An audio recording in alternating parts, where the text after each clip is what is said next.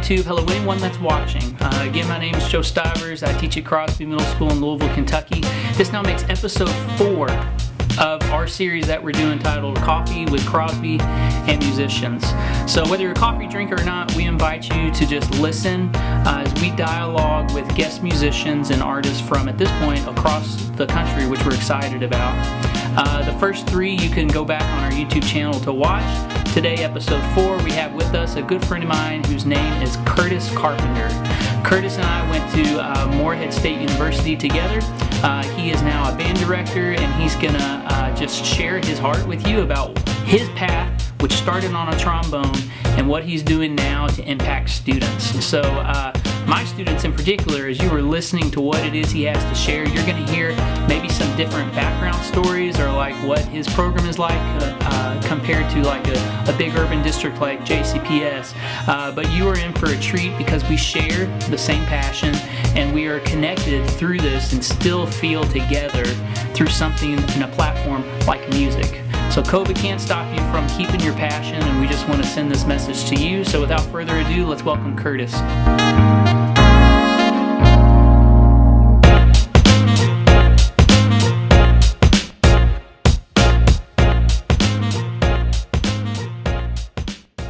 Well, welcome back, Crosby students and other viewers that are with us.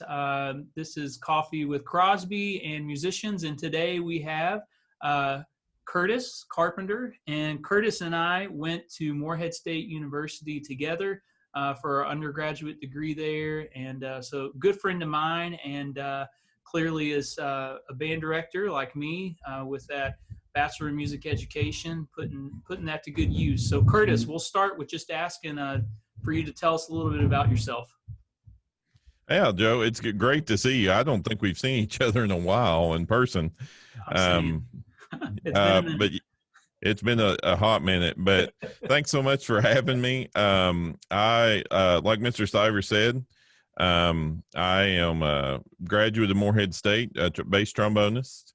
And one thing that's kind of, I won't say unique, but that I really like is that I'm actually teaching where I graduated from high school. So I went through middle school and high school band here, and now I'm teaching middle and high school band. So it's a neat connection that I have back to where I came from. I'm the only band director, and I know that'll be different for you kids in your area. There, you'll have a different band director as you go on to high school. But we're a county school district here. So I'm the only band director. So it's super neat that I get to make that connection with the kids when they start, and then I get to see them all the way through when they graduate and go on. But you know, a lot of us musicians are the same. You know, I love to play, and I play whenever I get a chance. But I find that most of my music making these days comes from the baton or being in front of the jazz band. And that's where I get to make most of my music, is actually through students like you guys that are watching out there. So it's super cool. Well, thanks for that introduction and your path, and to know like when people who are homeboys or homegirls to come back and like have that sense of pride about, you know, the good experiences you have, but also elevating something in the times we're living in is just, it's pretty powerful. So I'm sure your community loves you and appreciates you. So cool. And I appreciate them a lot. And it's a good place. It really is. I like Maysville a lot. Mm-hmm. So you've already elaborated a bit about the first question students have, but it's just about like how'd your musical journey begin? But maybe with the middle school audience in mind, to tell us what that first experience was like when you hadn't got an instrument in your hands. I sure can. And there's a few things that'll be unique to me that maybe your students don't relate directly to. Like one of my early memories is being in the backyard playing the trombone to the cattle, because I grew up on the dairy farm. And we had a very small house. And as a matter of fact, it was a mobile home. And so to practice, as long as the weather was decent, I would go out back, and we had big hay field and the cattle field kind of wrapped around the house. So I played a whole lot of trombone to cattle when I was young. So that's a kind of a unique early experience for me and in my area. But I can tell you another thing I remember and I get to talk to my beginners about this too. And I'm going to tell you this and tell you, don't be like me. Okay. I remember my whole first year of band learning trombone and spending it watching my neighbor for slide positions. Oh, Which is a big no-no. Mm-hmm. Okay. So don't be like me and take a whole year to figure out, hey, I actually have to learn what position these notes are in. Learn that early. My early experiences, and I actually, if we go back earlier than band here at Mason County, you had the opportunity to start orchestra in second grade. So my first instrument was actually violin. But when band became an option in fifth grade, I said, you know what, violin's cool, but I don't think it's really my thing. I want to try one of these band instruments. And I was determined I was going to play the saxophone. Like somebody you guys know over there that might play the saxophone. We won't say any names. Right. But when I met with my director and we sat down and tried out some stuff, he said, you know, I really think that you should consider trombone. And now I'm here today. So, and maybe, you know, some of you kids out there can relate to that too. You know, maybe you come in, thought you wanted to play something, but it turns out something else is a better fit. Mm-hmm. You know, I encourage you guys to, you know, make those decisions with your band director, Mr. Stivers, and trust in those decisions, because my band director certainly knew more than I did at that time. Mm-hmm. And he put me on a path for success. So, but I loved making music, and I was an early one in my family to play organized music in that way. As a matter of fact, I was the first one. Wow. So, and I hope that my daughter joins band when she's old enough too. And hopefully that's a tradition that we start. Well, being a trailblazer, that's awesome. And students, you're probably hearing that about the cattle and laughing and getting a visual of that. However, go on YouTube and, you know, just watch those beginning string players play for their kittens and cats. It's pretty comical. So I'm sure you can agree, Mr. Carpenter. Absolutely. Absolutely. Yeah. Well, awesome. And you're not the first person we've interviewed that has mentioned about like playing other instruments along their journey. And I think that again opens the door for these young musicians to hear that it's skills that we continue to build upon, and to open our perspectives, and having that passion to want to play other instruments is perfectly fine. So, but also in accordance with the wisdom of your band director. I like how you put that. Absolutely. Sometimes we got to be reminded. And like Dr. Tao used to say, musicians have to hear something 3 times. And one of those times has to be from someone from out of town. So I'm from out of town, so I count there. So yes, sir. Good wisdom. Well, along your journey, the second question the kids have is just like, you know, everyone's got a hero or a hallmark of some kind that they look at and say that is the model sound, the model artist. So that's just a question we have for every guest we have, is like who's kind of been that musical hero and or artist for you? Well, I kind of have a 2-part answer to that. Mm-hmm. And some of it is not specific, so it'll be a little bit vague. But Charlie Vernon of the Chicago Symphony Orchestra is their bass trombonist, and I really love his sound. And in orchestral setting, that's who I want to emulate. And if you haven't listened to him, you should check it out. The Pines of Rome recording from Fantasia is a good example. The very end of that, you will hear him just going for it on bass trombone. But I consider myself mostly and more a jazz artist. But as you probably know, or maybe you don't yet, if you go look for like famous bass trombone artists, there's not really many of them that are featured in a kind of solo or predominant setting. Mm-hmm. So the Stan Kenton big band is one of my influences for my role in the big band sound. And he's had a few different great bass trombonists. Bart Barcelona is one of them. And an early trailblazer of the bass trombone and the big band sound. I really like his sound. And really the Kenton big band can be attributed to introducing bass trombone into the big band when he explored the low end of the sound spectrum.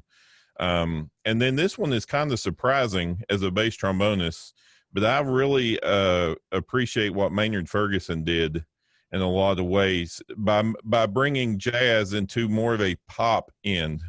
I agree.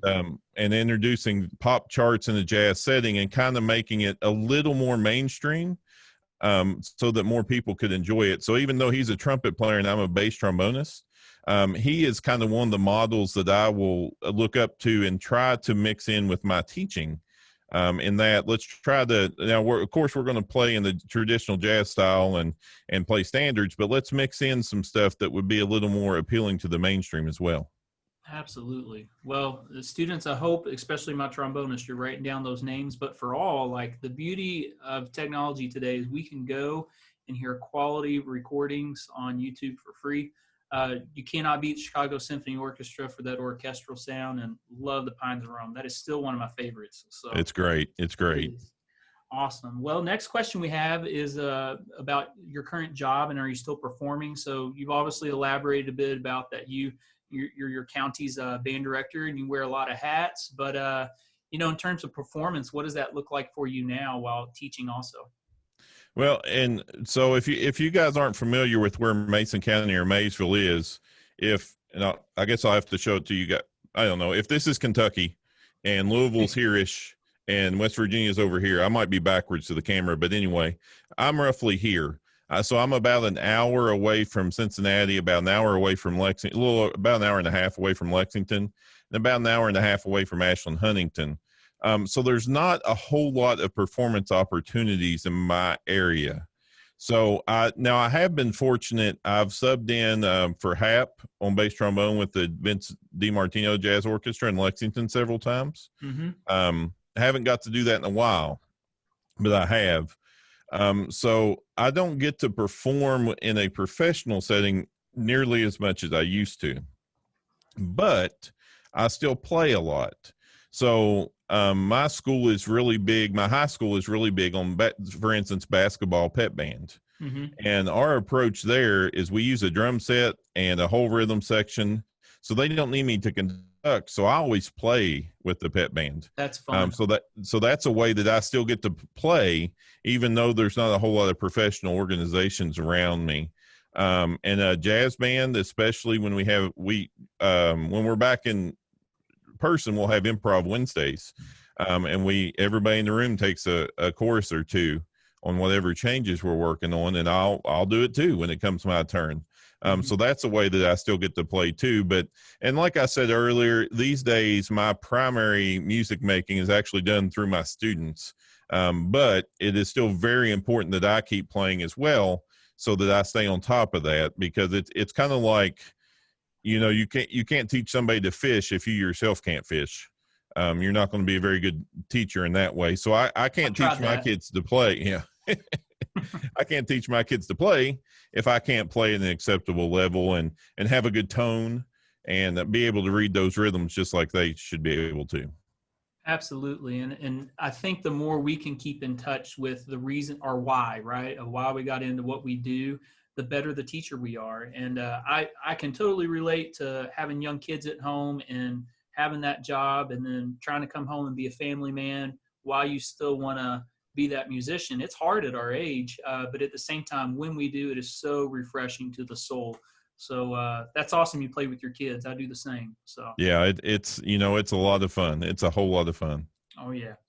Let's see. We got two more questions left. The next one is about more like your heart and philosophy of why you do what you do. But the question reads, what benefits have come along the way with being a musician? So our students just kind of want to hear, a bit about, again, that encompassing journey, but like, what's the heart and soul behind music to you? So,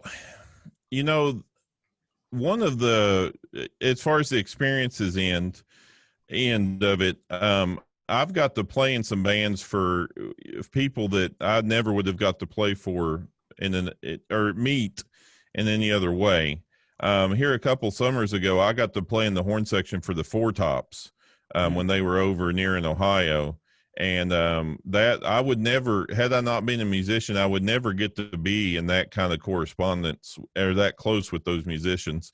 And if you kids don't know who that is, that's a group from a long time ago, but you should check it out. They're super cool, that Motown sound. And I got to play, and actually with some friends, Mr. Stivers and I from college. Ricky Spears was the one that set it up with us. I remember that. Yeah. So it was a whole lot of fun. And so, that's one way that music has helped, kind of experiences that I would never have had I not been a musician. But as far as the why end of it, music. So I think I kind of need to connect the dots in a couple ways here. I actually, and hopefully this isn't counter to our interview here, but the teacher that actually inspired me the most to be a teacher myself was actually my ag teacher in high school. His name's Mr. Ross. Now, I told you, I grew up on the farm, but I didn't necessarily want to go into agriculture. But because of my experience with him as a teacher, I knew I wanted to be a teacher. Combine that with the love I had of making music, and I knew that I then wanted to teach music. So I kind of got that influence and my direction from a couple of different sources, and maybe you'll find the same thing as well. You might have pull from different influences that combine to take you on a path that is your own. So it's kind of unique in the way that agriculture got me to be a music teacher, but that was definitely part of my experience. And so really, for me, I knew that I wanted to be a teacher first.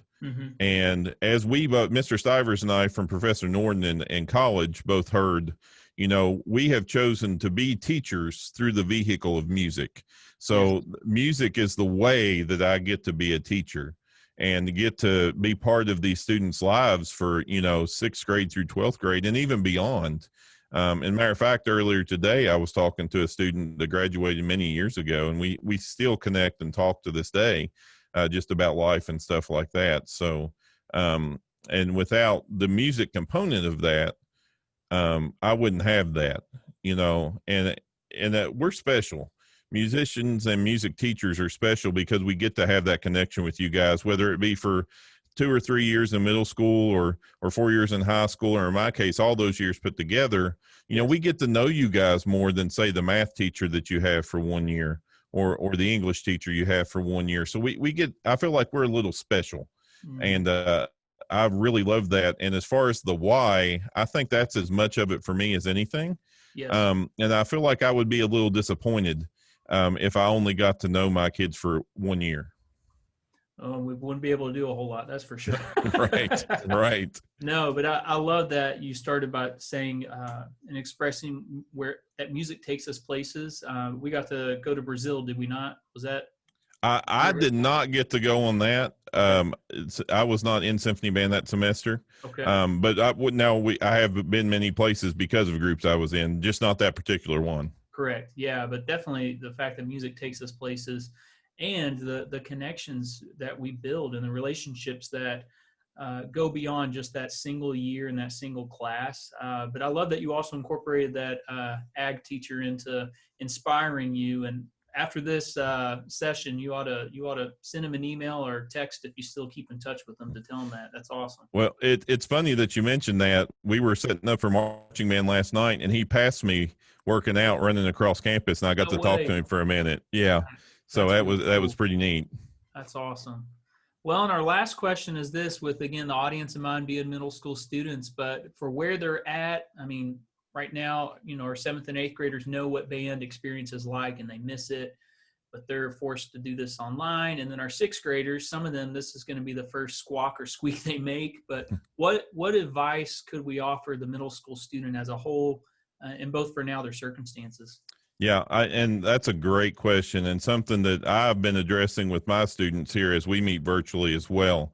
I think the first piece of advice that I would have for all you guys is to remember that right now is temporary.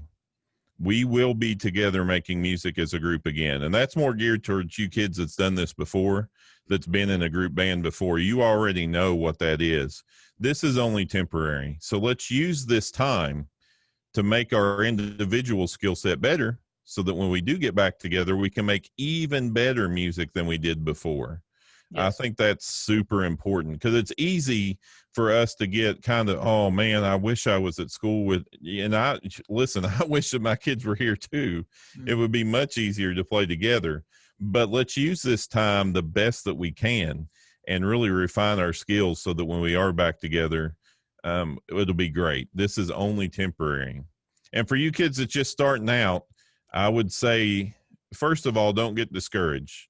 No matter, we kind of, without getting too technical here, if you guys know what instant gratification means, that means you get something as soon as you want it. Mm-hmm. And we kind of live in that world now. Like if I'm thinking, oh gosh, I don't know this piece of information. Who was the quarterback of the Dallas Cowboys in 1973? I can immediately go to Google and find that information instantly. I'm instantly gratified. There is no instant gratification in music. It takes time, it takes patience, and it takes work. So you will not sound good the first time you play that note. You won't. And that is perfect. Mm-hmm. That is okay, because nobody did. It takes lots of practice, and it takes lots of time, and it takes lots of determination. But at the end of the journey, it's more rewarding than almost anything else you could possibly imagine. So you guys that's just making your first sounds, know that it's not going to be great the first time, but it's going to be simultaneously the most fun and maybe require the most dedication out of anything that you've done. But at the end of it, it's going to make you a better person, not just a better musician, but a better person. Absolutely. And I think both of us you're the first band director I've interviewed, but I mean, that's the philosophy that is our heartbeat. And Professor Norden, I love you mentioned him, but that's absolutely right. This happens to just be the vehicle. And that we view the platform of music as a means to connect and reach and teach kids about life. So, I mean, I champion everything you said, Kurtis, and cannot thank you enough for the interview and the wisdom you're sharing with our students. I guess the last question I have is just about coffee. It looked like you had a cup over there, but what are you drinking? Are you a coffee drinker? I am a coffee drinker, and I am straight up black coffee right out of the pot. That I used to like it fancy, but once I started teaching, I was like, you know what? Let's get the Folgers in there and get it rolling and drink it straight out the pot. I'm telling you, I thought it was just a saxophone thing. I just got done interviewing a saxophonist, and he was, black coffee, and we're both purists, but maybe it's a teacher thing too. Who knows? So it must be. We just need it. We need it as strong as possible, as quick as possible. That's right. That's right. I just had another cup before we started, and I've got in here. It's a flavored coffee from Starbucks, which I'm not big on flavored coffee, but it's the toasted graham. And I don't know if it's just like coming up on fall or whatnot, but it smells delicious, tastes good. So that's what I'm drinking today. But well, Kurtis, I tell you what, as we wrap this up, two things. I would love to have you send us a link about your band program, and I can put that at the footnotes of this video. And also, I know we're going to segue at the end of this interview for our students to hear a clip from your concert band. And would you mind telling them what it is they're performing and when that was? Sure. What you'll be hearing is a clip of a march called Prestissimo, which is a more modern march. And it is not necessarily a typical American march where it's at that kind of driving 120 tempo. If you guys have talked about tempo and beats per minute, it's a very fast march, and we would probably consider it a circus type march. Mm-hmm. So it's very quick, and it's a lot of fun. That's from, I want to say 2018 is when that clip is from. And it was a super good group that I had. And I love all my groups. But that particular group, especially my upper woodwinds. So as you listen to it, one thing, and this is kind of odd as a bass trombonist, but one thing that I really like to drill into my woodwinds are trills. Play that trill all the way to the next note. Don't let it die out.